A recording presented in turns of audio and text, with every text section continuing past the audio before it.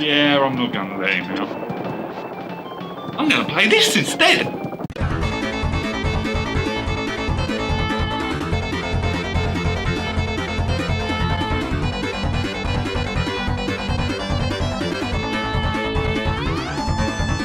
Oh fuck, and yes, oh fuck, does this game bring back memories for me and all the times that I swore at the TV. It turns out some things never change. Donkey Kong Country 2 Diddy Kong's Quest is a 2D platform game developed by Rare what was released on the Super Nintendo back in '95. Wait, I gotta look the part.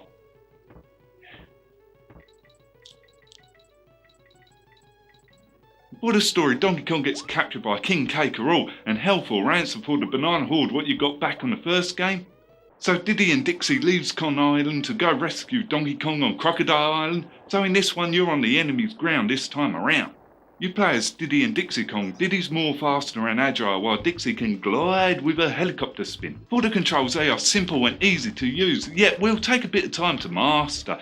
You can run and jump and they added in this new piggyback and throw companion move, what I'm keen on, where this can lead to hidden items. The game does start off relatively easy, then as you progress it gets more and more difficult. A lot of the levels become trial and error. This isn't a hard game, and if you like challenging games then I would recommend giving this a try. The levels are split up into stages and zones, and when you choose a stage you see this render map what adds up to the atmosphere of the levels, and once when you beat a stage you're allowed to move on to the next stage.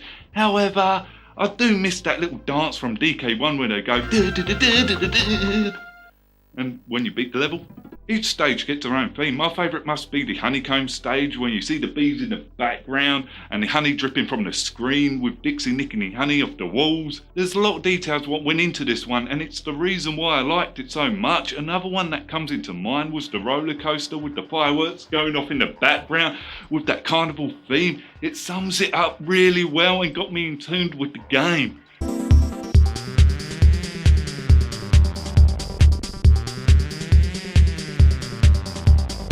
There's also a checkpoint system halfway through the level. Only trouble is that there is only one on each stage, and this did piss me off on more than one occasion. When I almost got to the end of the stage and died, so I had to go all the way back through the halfway of the stage again. Although I've got to give it to the end checkpoint though. I love the end checkpoint where Diddy does his little rap dance and Dixie plays the guitar, depending on what you finish with, and you can't help to mimic them at the end of the stage when I just got past that fucking level what I got stuck on. There are difficulty spikes on some levels. The ones that come into mind is a toxic tower, mainly the bit where it transforms you into that fucking snake right at the beginning. I hate that snake. The controls with it are so slippery and on this level there's no room for fuck ups, you've got to be precise with it.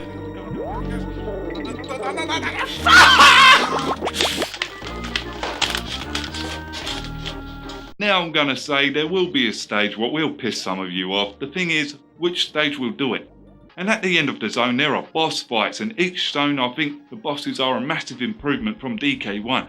There's not recycled like in DK1, each one feels unique to the other and finding the pattern of defeating it is exhilarating. And yes, you do fight one boss twice as this vulture what was on the first zone, yet the pattern of it had changed so it felt completely new to me. In all, I just wanted to see what was the next boss fight. You still got access to your animal friends to help you out on your journey with some addition to new ones now. You got the spider with trainers what looks really cute. Alongside Rambi and that parrot and that irritating snake. Now they added in a stage for them where you jump into a barrel that transforms you into one of them to keep you on your toes and to change up the gameplay a bit. What I thought was really a good idea. Now we get onto the collecting side of things. Still, if you spell Kong in a stage, you get an extra life, and the banana coins act like currency in this, and they are littered throughout the levels for you to find. If you're into your collectibles, there are DK coins to be found on each stage, and some of these will take a bit of know-how how to get them, next to the bonus stages for you to find throughout the levels.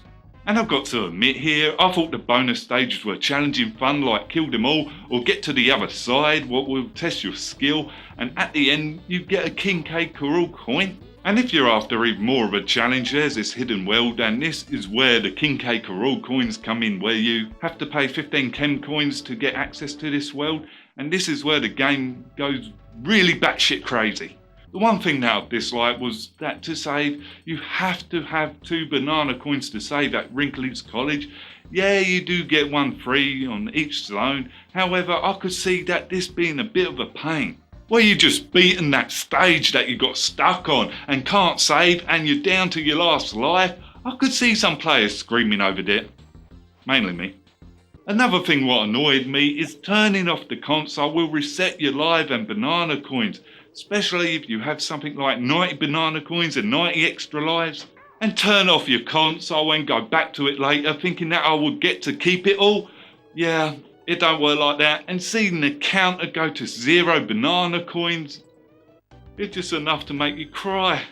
Fuck you for not telling me about that!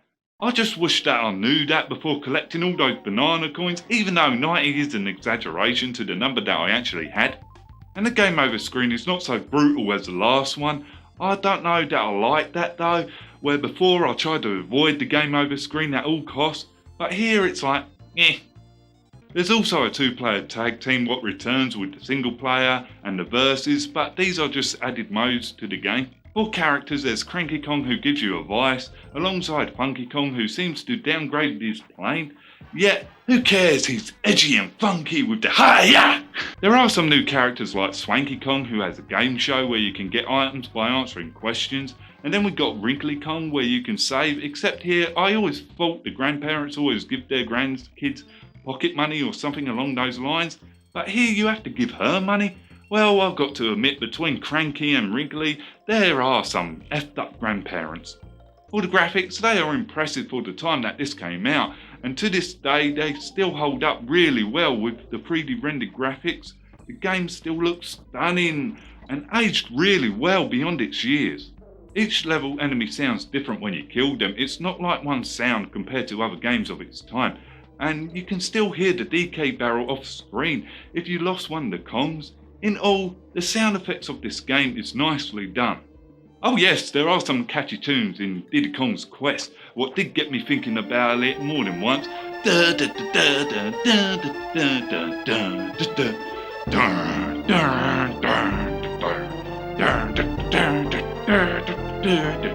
The music is brilliant to the point that it got me listening to it and jumping around. Far along the game is I've finished it in the 8-hour mark. Yet this is a game of trial and error, so I could see it lasting a lot longer. But I could see this game done in around about 2-hour mark if you're speedrunning it. So in the end, I'm going to give it a 10 out of 10, and I would definitely recommend it if you're after a challenging game. Is the game perfect? Fuck no, no game is. Except here, the positives of the game outweighs the negatives by a big margin. So have you played Donkey Kong Country 2? What did you think of it? Leave it in the comments below. Until next game, you guessed it, I'm fucking off.